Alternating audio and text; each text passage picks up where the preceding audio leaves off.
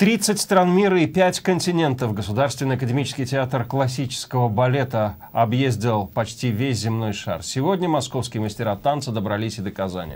В течение 6 дней зрителям предстоит увидеть легендарные постановки «Спартак», «Жар-птица», «Весна священная», «Сотворение мира», «Штраус-Гала», «Маугли и Золушка». Неповторимая школа хореографии, современный взгляд на классический балет и неожиданная подача. Чем еще московский театр будет завоевывать сердца зрителей? Секреты артистов выведала Алсу Гусманова. Все жанры, кроме скучного. Почти полвека для театра классического балета – это уже как боевой клич. Каждый раз в привычном открывать что-то новое. Классика здесь подается не в чистом виде. Отличительная черта московских мастеров танца – авторский взгляд в каждой постановке. Мы все объясняем. Где-то с половины они начинают говорить: а вот моя героиня так не может, она вот так вот может.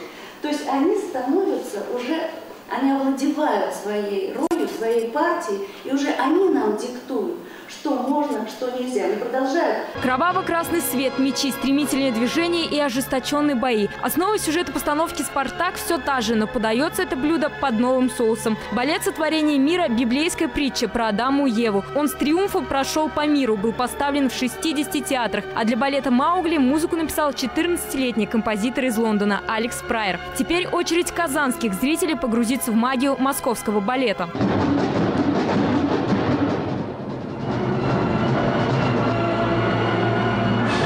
Артистов, которые от вас... Марат Давлетшин, у нас много. Да. И это все талантливые артисты, очень. Это ведущие артисты. То есть мы считаем, что эта нация очень способна к классическому балету. 35 лет курс знаменитому театру задают художественные руководители Наталья Касаткина и Владимир Васильев. Их называют реставраторами классики, ведь именно они создали единственный в Москве авторский театр балета. В родном же храме Мелпомены к ним обращаются по-простому – мама и папа. У меня был юбилей, и меня слали с разных концов света. И они все писали: вы наши рукородители.